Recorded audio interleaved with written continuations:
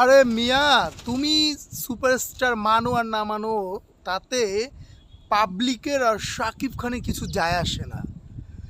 ঠিক আছে, তুমি বলছো যে কে সুপারস্টার, তুমি সুপারস্টার মানো না, তোমাকে মানতে হবে না মিয়া সুপারস্টার। ঠিক আছে, তোমাকে মানতে হবে না, তোমার মতো লোকের কাছ থেকে শুনতে হবে না সে সুপারস্টার। সে সুপারস্টার না মেগাস্টার, সেগুলো তো পাবলিক জানে।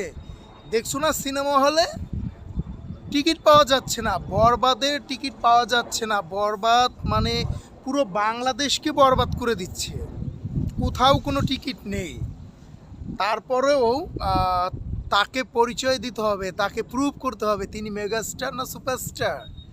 এটা তিনি বলতে হবে না, তার নিজের মুখ থেকেও বলতে হবে না, পাবলিক বলে দিবে। আর এই সমস্ত এই লোকগুলো এই সমস্ত লোকগুলো পাবনা থেকে যে কিভাবে সাড়া পায় ভাই আমি জানি না।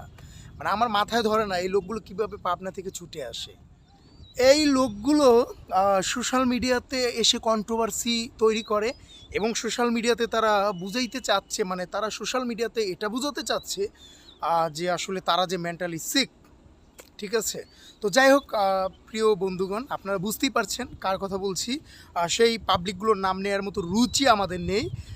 যাই হোক, বরবাদ ভালো চলছে। বরবাদ পুরো সিনেপ্লেক্স, সিঙ্গেল স্ক্রিন সব জায়গায় ভালো যাচ্ছে বরবাদ, এবং বরবাদের টিকিট পাওয়া যাচ্ছে না। এই ঈদের দিন থেকে কিন্তু প্রতিটা সিনেমা হলে আমরা দৌড়িয়েছি, বা ব্যক্তিগতভাবে আমি ছিলাম।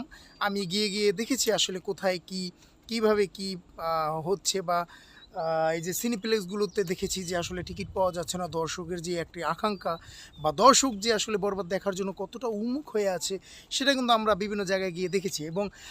এবং আপনাদেরকে এটাও জানানোর চেষ্টা করেছি আসলে ভালো লাগা মন্দ লাগা।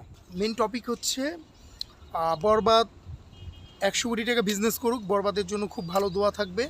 এবং বরবাদের পরে যে তাণ্ডব আসবে, তাণ্ডবের জন্য তো অবভিয়াসলি আমাদের খুব একটি আশা আকাঙ্ক্ষা আছে যে তাণ্ডব আমরা দেখব, তাণ্ডবের মতোই হবে।